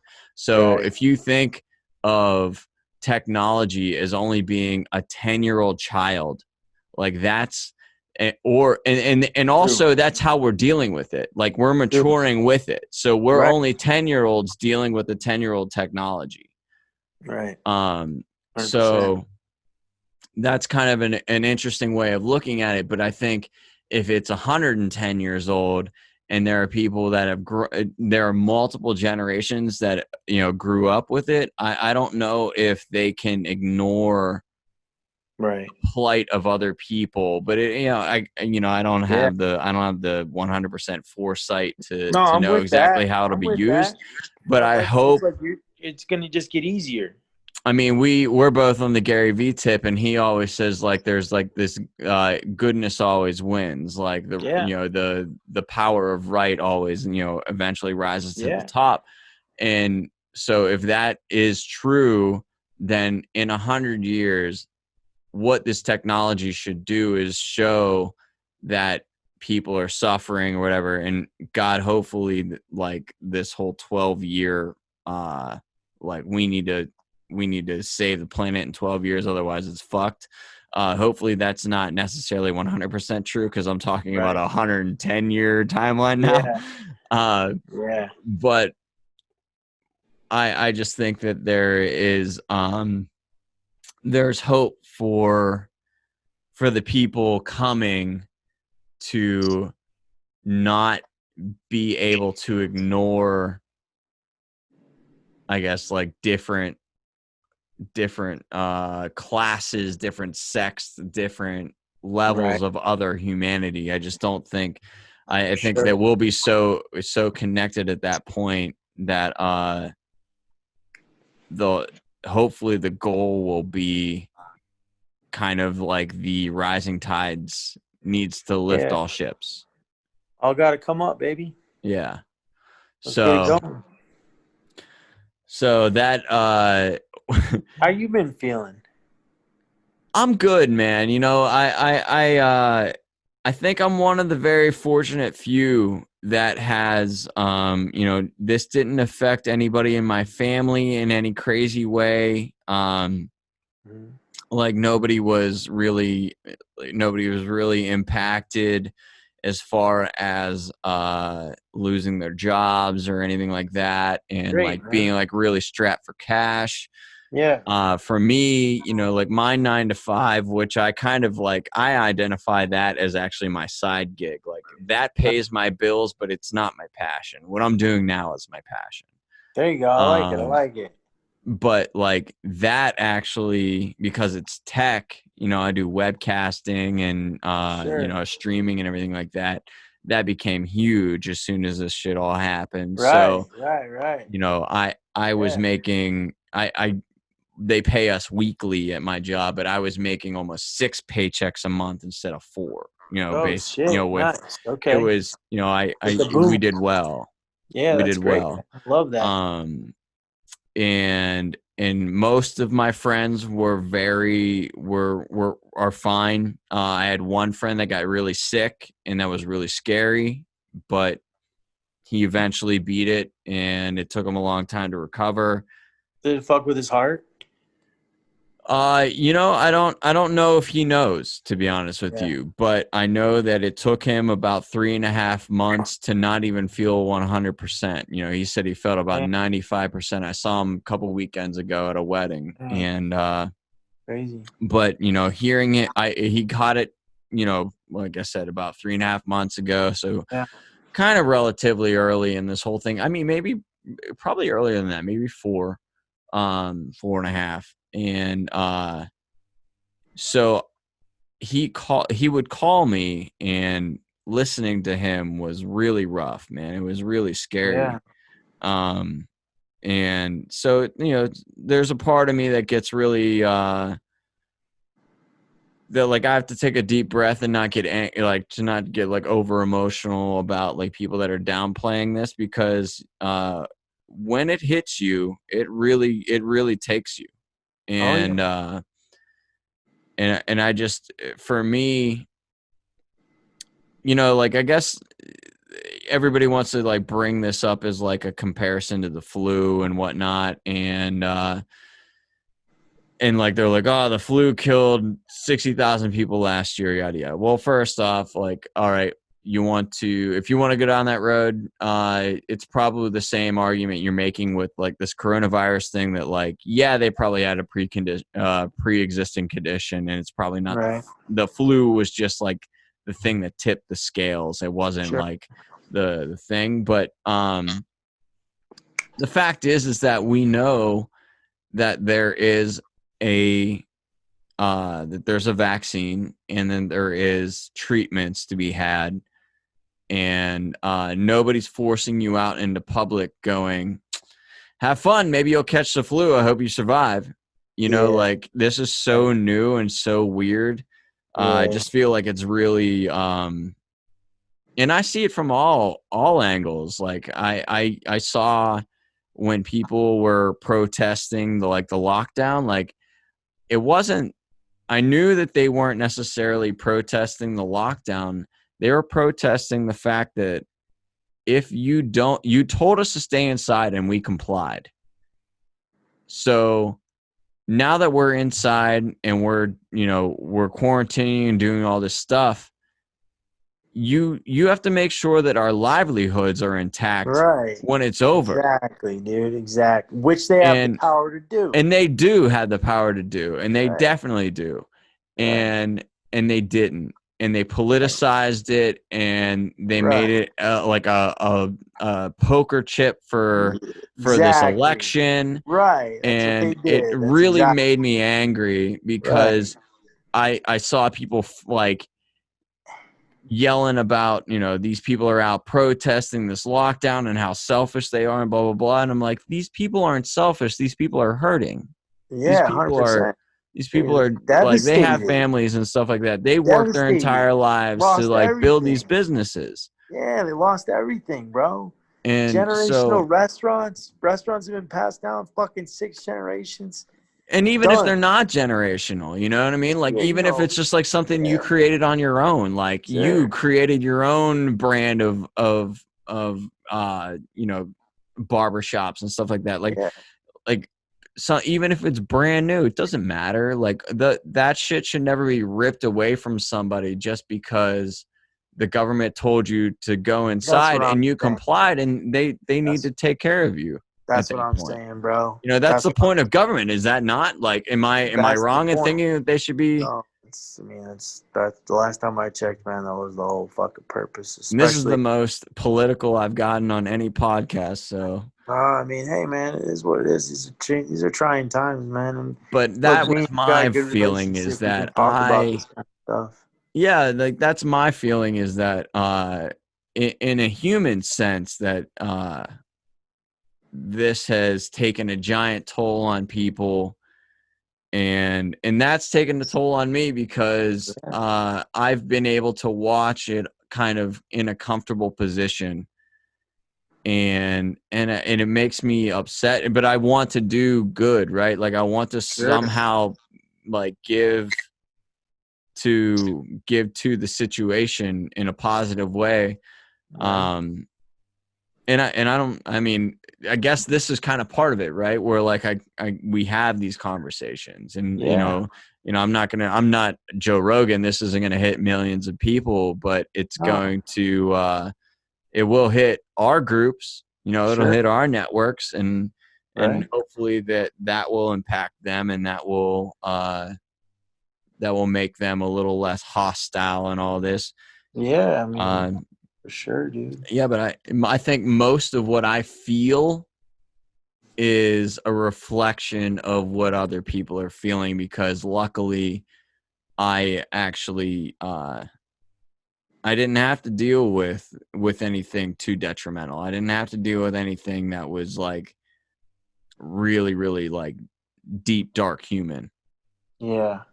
So I'm good. Your neighborhood didn't go to shit? I mean, I'm in Pittsburgh. We had early on when the civil rights movement had first started, the George Floyd stuff really hit the streets. We had a pretty wicked night where the protest basically eventually I hate saying this, that like protests devolved into riots. I think people took an opportunistic moment to fuck shit up, and they weren't part of the protests. I don't think protesters are doing it. No, I don't think so either. I think there's a lot going on, man. It's so hard to decipher. We had one night, or at least one notable night for sure. You're lucky, man. They was bad here, man. I mean, I'm getting tear gas in the window. I'm trying to sleep. There's rubber bullets flying down the street. There's people setting the dumpsters on fire. They're smashing the windows. And this is going on night after night after night after night. Thank God. Let me tell you something, bro. I'm so thankful that my girlfriend's house is like 5 blocks or 10 blocks that direction, because when the shit gets heavy here, I fucking retreat over there and I fucking get a break from the madness that's Capitol Hill. I'm 2 blocks from the Capitol, man. Here. Right. it's just been nothing but. And then your shop didn't get any Oh, damage or thank anything? God, the damage, the carnage stopped 2 blocks from where my shop was at, but they did a hell of a number on 16th Street Mall, and that was the first night. And then the second night, the mayor came in and he saw what the fuck happened and all the millions of dollars in damage they caused, and he had the SWAT team set up their fucking headquarters right in where my shop's at. So I was literally like, at first I was like, well, shit, I gotta worry about protesters tonight. I can't go home. And then I'm like, well, I'm gonna sit out front and tell them to fuck off when they try to come fuck with my shop. And then I was like, no, I'm gonna sit out front and hand them water. So like these are like all the thoughts and shit that's going on in my mind, or what I'm gonna have to do to maintain my shop, because I don't know if people know about this or not, but it's called plate glass insurance, and I couldn't get it on my shop for some reason. I don't know, but those fucking glass windows are about, well, first of all, they're custom made, so they're not just one size fits all. They have to be made custom, so that could take weeks. Yeah. And Well, meanwhile, I your know that shop, all too well because we have to make custom prints to go on yeah, those windows. yeah, dude. So And we so, know that's never yeah, just like one size fits all. no, it's not easy at all. And they smashed those windows. Now I'm out 10 grand or 5 grand on the window. Plus, my shop's boarded up for 2 months or 6 weeks or whatever, and it looks run down and it looks like a piece of shit, and I lose business. So it was definitely like it's tough because as a business owner, you want to be like, hey, everybody get your shit together, but also as a human being and living in this and seeing this, you also can see why people are hurting and why people are revolting. Um,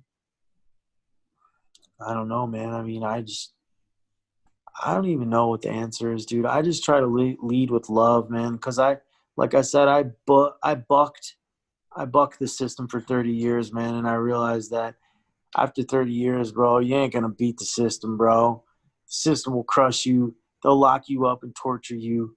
Now, maybe they won't, but I mean, so for me, it's more just like gametize it, and Yeah. figure out a way around them, Well, I think you do know the answer because we've said it a bunch of times. I feel like if you make a situation where the rising tides lifts all ships, Yeah, even if it it's just makes a micro, huh? situation better for everybody. And then at that point, once you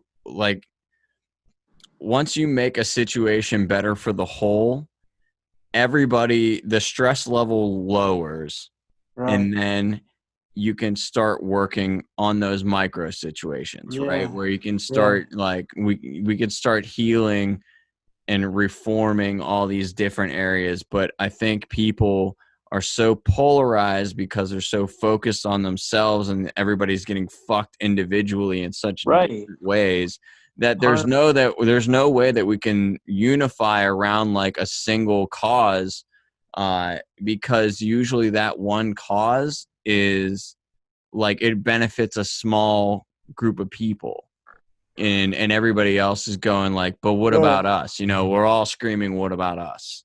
Like, and I think that Yeah. that's the best way to always like be an organizer or be an advocate or whatever, is to you gain support by providing. I mean, this is the Gary Vee model. You provide value to everybody, Yeah. and then you can get back what you are truly aiming for because you gave first without asking. Right. So Yeah. I mean, That's what's up. this is crazy, like full circle Gary Vee talk. I mean, it took us a Yeah, long dude. time to get there, but Full circle, man. pretty full circle on that. That's what's up. So we will do my last 2 points because that point went pretty long, and we're like deep into this. We're almost like 2 full hours. So I like to wrap these up with something interactive. You get to ask the people listening anything you'd like to know from them. So what are you wondering about these days that you'd like to have answered by the fine people that are still watching? Hopefully, are still watching. Yeah. I mean, I just so I always say like I want to know like why people don't ask more questions and why people don't dig more deeper and try to scratch the surface and kind of like and kind of see what those limits are. I want to know don't why people are just content with just the way things are and they're not willing to try to go out and do their own research and ask, 15 or 20 or 30 people before they form an opinion about one thing versus just listening to the first thing they hear and then basing their whole opinion about that one thing, because that's the last thing I'll do, bro. Like, you could tell me about a piece of paper, a report or something. I'll be like, okay, that's one opinion. One. And I want to know what people, what makes people like, I want to know where they go for their sources and stuff like that. And kind of like what guides them through their lives, Interesting. I like that. I definitely hope people answer that because I would be very interested to see those answers. I'm surprised if anyone's still listening. Well, this will end up being a clip too, so Nice. we'll be able to micro shove this down their throat as well. That's what's up. And then lastly, let everybody know where they can reach you. Tell them your website, your social media, all the things, anything you got coming up, anything. Sure, yeah. I mean, so we're online, worldclassmenscuts.com if you're in Denver. Everything is World Class Men's Cuts. So on Instagram, it's World Class Men's Cuts, at World Class Men's Cuts, at World Class Male, at Jordon the Dapper Barber, Facebook, World Class Men's Cuts, Denver, Colorado. And that's how we get it on, man. We just do what we do. Stop by or hit me up on Instagram if you got any questions or anything like that. I can always, if you have questions about what books I read or how I got past certain barriers and stuff, let me know. Cause like, that's how I got past my barriers. I just reached out and asked people and questioned, and I just constantly question everything. Everything's a question to me. It's not nothing, I just don't take one person's word for it. I got to go look and talk to 90 people before I can feel like I'm kind of going in the right direction. Word, man. Dude, Jordan, you're probably it took us forever to get this together, but Right. I would say that this is undoubtedly the longest podcast I've done, and it's crazy because I just looked up at the clock just like a little bit ago, and Doesn't it seem does like it. not feel like 2 hours. It I does know, not man. feel like Just melted it, dude. That's one of the actual things that I noticed about when I'm mastering the haircuts is that when you master something, anyone, whether it's me or whatever, but time stands still. When you're doing your thing and you're in your element, you can make you're one of the signs that that you have achieved master level is that you can basically, we just manipulated time, in my opinion, because it did not seem like 2 hours to me either. It was like just gone. I am not going to say that I've achieved master level of podcasting, but I definitely was completely focused, and that was another topic that came up in this recording that I had last night. Being completely present, being Yeah, completely invested in this moment that I'm just having do right it. now, Do it. and Live for it the was moment. this totally. I mean, I appreciate that you gave me the time, and you Yeah, gave me man. a fuck ton of time. Yeah, I'm sorry it took me so long to get up with you get on your level, man. I just Dude, you fucking man, are it's a doing shitstorm. you're doing a thing or two. You know, like it's 100%. I didn't even bring up the ranch. I you didn't got bring a up the ranch. ranch I didn't too, bring up the ranch. 35-acre ranch. Well, Anyway, we can talk about that when we like wrap. yeah, Uh, no worries, man, for sure, bro. but Hey, man, I love you, Eli. yo, I love you too, man. Yeah, man. You've been nothing but a positive in my life ever since we've made contact, and Yeah, man. so this is I don't know. That's the like people talk a lot of shit about the internet, and